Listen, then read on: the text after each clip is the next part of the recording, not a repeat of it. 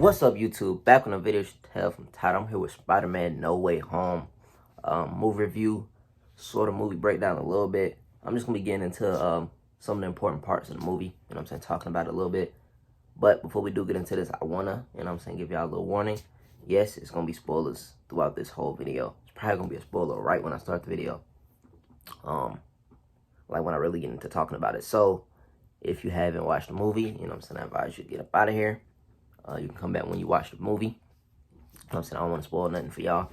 So, this y'all a little warning. But yeah, before we get into this video, to like, comment, subscribe, turn on post notifications when it's upload. Now let's get straight into this little review. So the movie starts off with them revealing Peter Parker's identity, of course. Spider-Man identity, of course. And which we pretty much seen at the end of the last one, so we already knew that. I was about to say Zendaya. What's her name? MJ. Getting harassed by people. And then Spider-Man swings in, and they leave. What else? I don't want to go through the whole thing, like each and every part. I just want to get into the most important. Then Spider-Man is painted as the bad guy that he killed Mysterio. And he gets taken into custody, him, Aunt May, MJ, and Ned all gets taken into custody. And that's when we realized that, well, after they're talking all that, boom, we're back in Peter's apartment, and guess who their lawyer is? None other than Matt Murdock, aka Daredevil, which was dope. When I seen his hand in the trailer, I was like, oh, that could be Daredevil, but I wasn't 100% sure, because the main focus was Andrew, was Toby gonna be in the movie, so nobody was really thinking about that, but it was dope to see. That was one of the first times I can remember that a TV series hero was also part of the movie universe as well, so that's really dope to see. Anyway, like I was saying, Matt Murdock, the lawyer, they get him clear, his name clear pretty much. Not in the media, in the world, but, he doesn't have to worry about the police at least. So, that's good. Let me see. Next we see, which was pretty earlier in the movie than I expected, to see anybody pop up that wasn't in the trailers, honestly. But, what's next that I want to talk about? Let's see. After that, oh, he goes, they try to get into MIT. They couldn't get into it because the situation with Peter, it was just too much chaos around the names. So anybody associated with him, really, lives was just flipped upside down. So that's what made Peter go to Doctor Strange, for a spell. And when he does the spell, Peter's interrupting him. And we didn't see this part in the trailer, obviously. It just seemed like Peter was talking, and then, boom, everything broke loose. But he kept adding names, and Doctor Strange was actually changing them. And then, boom, the spell broke. And he contained it, or it seemed like he contained it, until he realized that people from other universes were arriving. So that's when we get our first villain, Dr. Octavius. When Peter was on a bridge, he was talking, trying to get them a second opinion on MIT, trying to get in there just for his friends. He didn't really care about himself. And then Dr. Ock came up on the bridge. They had the little fight scene, which was dope. Man, I wish I could put like clips in here, but I know it's gonna get taken down immediately. Man, this movie, before we get any further, man, this movie, I definitely recommend it. This was a great movie, like a great movie. One of the best movies I've ever seen, I think. Especially one of the best Marvel movies. So I'm still stuck between this and Infinity War, because Infinity War was one of the first times that I actually, like, cause I wasn't really a big fan of the Avengers like that, but that movie was amazing. Anyway, that's a sidetrack. Let's get back into it. So, what was that? Oh, Yeah, they was on a bridge, and that's when Dr. Ock attacked. You know what I'm saying? You know what I'm saying? They had that little fight on the bridge, and then boom, which I pretty much assumed through the trailer, but he could take the nanobites and put it into his little, what's they called, little junks or whatever, tentacles. Let's call them tentacles. And then he realized that during the fight that wasn't the Peter Parker that he's used to seeing. You know what I'm saying? He's just seeing Toby. So that's when it says so, like, okay. So they mentioned them maybe. I mean, they referenced them. They didn't technically mention them. They referenced them. So it's like, hold on. Maybe this is all true. Maybe he's in the movie. And then, boom, he takes him back. Doctor Strange, boom, they appear in his little lair or dungeon, whatever you want to call it. Him and the Lizard's already there. Let's see. And then Doctor Strange tells him that he needs to go capture the rest of the villains. Oh, by the way, before they got captured, the Green Goblin, swooped in, right there on the bridge as well. And he seen them before they disappeared. But, what's it called? Dang, I am so lost right now. My bad, y'all. I'm just trying to think about the movie, like, each and every part. I don't want to skip nothing. And then, boom, that's when they went to the dungeon, got arrested, the Lizard, Dr. Ock, and then Dr. Strange tells Spider-Man that he needs to capture the rest of them. Spider-Man says he needs some help, so he gets his two best friends, of course, his girlfriend, MJ, and Ned, to basically just chill out over there and just keep everything under control. He wanted them to be safe. He didn't want them in danger. So that's when he goes. And he goes to try to stop Electro, which I love the new Electro. Like, the other one was just, I don't know, it was something about it. But this one, everything was perfect. Suit, you know what I'm saying, everything. So when he's going to stop him, guess who interferes? Sandman. But he isn't there to stop him from getting Electro. He's there to help. He asked him, does he remember him? And he was like, I'm not your Spider-Man from this universe. And that's when they stop Electro. Boom, he gets back his human body. Jamie Foxx, which was dope to see.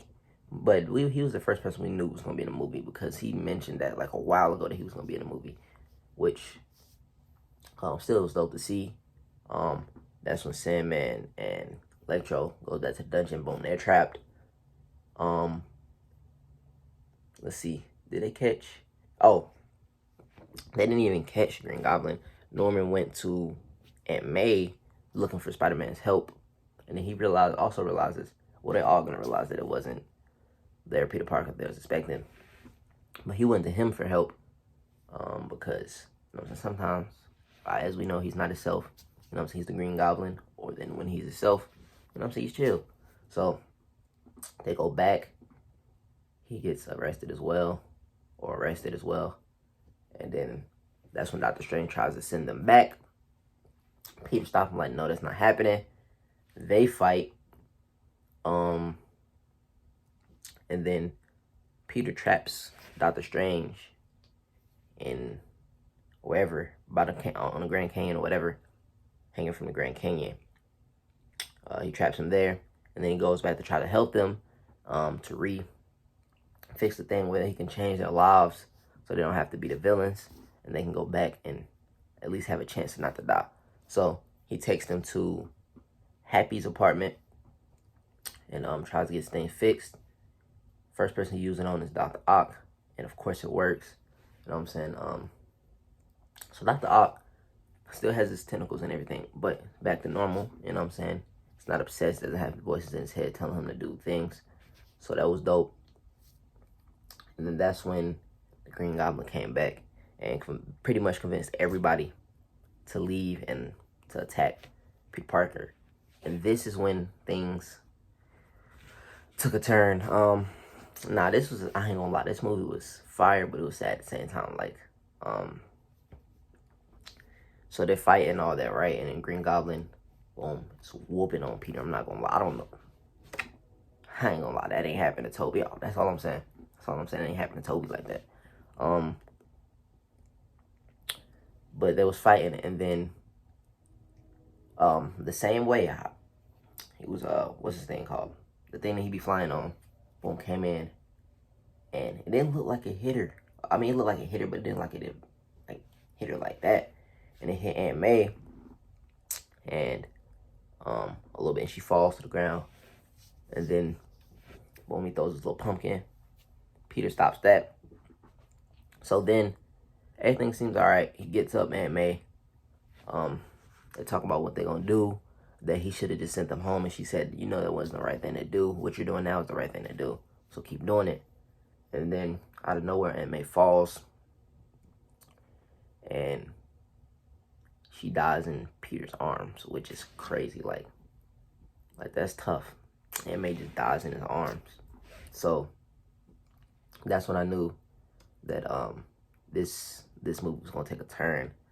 I don't know if Peter's gonna want to actually save them anymore. Like, this might be a point of when he wants to kill Green Goblin. I'm saying, because the death of someone like Uncle Ben, Aunt May, is what really changed the other Peters, or just the death of someone in general, changed how the other Spider-Mans wanted to handle things. So, after that happens, Spider-Man goes missing. MJ and Ned are worried, and then Ned somehow finds out that he has powers, and they're looking for Peter. So he opens a little portal, looking for Peter, and then he walks through. Spider-Man walks through with the mask on, the suit on, everything dripped out. And guess who it is when he takes his mask off? Andrew Garfield, which is so fire. I seen, I was like, ain't no way. I was just shocked. Whole movie theater roars. Like, it was fire. It was fire. You know what I'm saying? And that age thing is fire. I'm not gonna lie. I seen that first on Jamie Foxx, but that was fire. Anyway, like I was saying, he walks through and he takes his mask off, and he's like, I'm in a different universe, of course. The MJ and they wanted him to prove that he was Spider-Man, but it was dope anyway. It was dope. Like, I wasn't really listening to that whole little part where they were just talking. I was just like, just shocked looking at Andrew. As y'all might come to y'all surprise, Andrew Garfield is my favorite Spider-Man, personally, in my opinion. You know what I'm saying? He was swaggy, he was cool, best Spider-Man, I feel like. But hey, you know what I'm saying? Anyway, then so they was like, okay, we're just gonna keep trying till we find a real Peter Parker. So they open another one up, and guess who comes through? Toby. And it was just like back to back, just like the movie theater just erupting. Like, it was crazy. I'm not gonna lie, cause I want like as much as I wanted to believe them in the movie, it was just like much evidence as there could have been.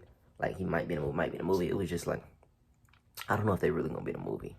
Like, they might just be trying to boost it up, get people excited and stuff. But I don't know. But then when Toby walked in too, it was just lit. It was lit. That brought back a whole lot of moments from childhood. Because as much as I do like Andrew, Toby still was my childhood Spider-Man. That's the one I grew up with the most. So, I mean, that's the first one I seen. Anyway, so when they came in, it was like, I don't know, we can just sense that Peter Parker, or, well, your Peter Parker needs help. So they go looking for him. They go help him. MJ knew exactly where he was at. He was, I guess, on top of the building that they were at the beginning of the movie. I think that's where it was. But he was talking about just giving up and hitting the button on the box to send them back home. And if they die, if they get killed, it don't matter. He don't care. He don't care anymore. And then what brought him he was like, don't act like y'all understand. And then what brought his mind back to the mission is both Peters, Toby and Andrew, talking about how they went through the same thing with deaths. Toby with Uncle Ben, and then with Gwen, you know what I'm saying? So I'm not gonna lie, and that's what, as soon as he said that, popped in my mind about the Gwen thing. It popped in my mind like, oh my god, they about to, oh my god, they about to do this. When MJ falling in the trailer, I already know they're gonna have Andrew save her. I just got a weird feeling. Even though in the trailer you can see Peter, but they changed, this Spider-Man, but in the trailer they already changed a lot of stuff. that they had connected. Like, it was completely different scenes. So I could imagine it being a different scene and Andrew being the one to save her. But anyway, so after that, they come up with a plan to. First off, they go to the lab. They make the cures for everyone, including Green Goblin. And then they set up a plan. They go to the Statue of Liberty site, and that's where the final battle is, where they're gonna try to save them. So boom, it's a big fight. Boom, save. Everybody coming back to their normal selves, and it was just a dope scene altogether. You know what I'm saying? Seeing all the villains change back to their normal selves. Most of them, as you know, was scientists and stuff, and just normal people. Before what they did changed their head. So anyway, like I'm saying, everybody boom getting carried and all that, and then it comes down to the Peter now, and let me just say Tom Holland and Green Goblin. So he gets him, and he's just beating the crap out of him, and then he picks up the glider and tries to kill him, and then out of nowhere, Toby grabs it and stops him, and then Green Goblin, boom. This is where I was like, there's no way. Green Goblin stabs Toby. Toby drops to the ground. Then Andrew tosses the cure to Tom Holland, and he uses it on him. So that was dope that he ended up using it. At first, I don't know, my head just went to, did he just toss him a knife to kill him? I was like, hold on, I'm tripping, because he stabbed him in the neck. I'm tripping. It was just a cure, whatever. But that's when he went to Toby. I thought Toby was about to die for a second. I was shook, I'm not gonna lie. Don't worry, I didn't skip the part. I just want to go back to it. I already know what y'all talking about. I already know what y'all would say in the comments if y'all seen it. But yeah, so that was crazy. I thought he was about to die there. Anyway, I want to go back to the part that I mentioned earlier, because I mentioned it earlier. That's why I want to go back to it. I want to go back to the part I mentioned earlier when MJ was falling. Tom with the savior, the glider hit him, and then Andrew like, no, and he dives and saves her. And then when he lands on the ground, he asks her, is she okay? She's like, yeah. He was like, are you okay? Because he was like tearing up about to cry. And it was just like, it hit me. I was like, dang, this is tough. I knew they was going to do that. I knew they was going to meet suck this man. I knew they was going to get on his head. Like, everybody, that's everybody talking about he couldn't save Gwen. So, and stuff. But it's another thing I heard about too that we're going to talk about. Because that was pretty much the movie. You know what I'm saying? Everybody gets sent back. Oh, the world is ripping apart and everything about to come in. So Tom has to make a sacrifice that MJ and Ned and nobody in the rest of the world knows that he's Spider-Man. Knows who Peter Parker is, pretty much. So it's like nobody knows him. Not just that he is Spider-Man, but yeah, all that. So nobody's gonna remember him. He has to make that sacrifice. Sad moment between him, MJ, and Ned. They hugging each other. He's saying that I'm gonna come get y'all. I'm gonna remind y'all, make you remember. And then MJ was like, you better. Ned, and it was just a sad moment. Then boom, he gets the spell. Everybody goes home. And then we get the small little part where Peter goes to see, finally, has a little note. He about to go see MJ and try to convince her. And then when he gets there, he's just froze. And he ended up just ordering his coffee. And because I feel like he really realized that their life is, he feel like at least their life is better without him. So he just leaves. He orders his coffee, talks a little bit, asks them how they're doing, and then asks her how she's doing, and then he just leaves. So I don't like how they ended off like that though. That was too sad to end off like that. But yeah, that was the movie, man. I give it 10 out of 10. I'm not gonna lie, 10 out of 10. But also what I wanted to say before I end this video though is I heard that they're already working on a sequel, so that's lit. Sequel, I wonder if they're gonna put back all the Spider-Mans in there, or is it just gonna be Tom Holland? Because they said it's the fourth movie. You know what I'm saying? In a little trio that everybody had. So, well, actually Andrew didn't have his trio, but whatever. So it's supposed to be a fourth movie. So I wonder, is it gonna be a sequel to No Way Home, an actual sequel to it, or just the fourth installment, which is obviously gonna be like sort of a sequel, but just not with nobody else in there except Tom, MJ, just the normal people. So I wonder how they're gonna do that. But oh man, this movie was amazing. I'm not gonna lie. If y'all seen it, y'all let me know how y'all felt about it. What was y'all favorite part of the movie? Mine was when they walked through that portal. It was just so dope to see how everybody reacted and stuff. It was lit. But yeah, if y'all did enjoy this video, don't forget to like, comment, subscribe, turn on post notifications, and upload. And I'm out. Peace.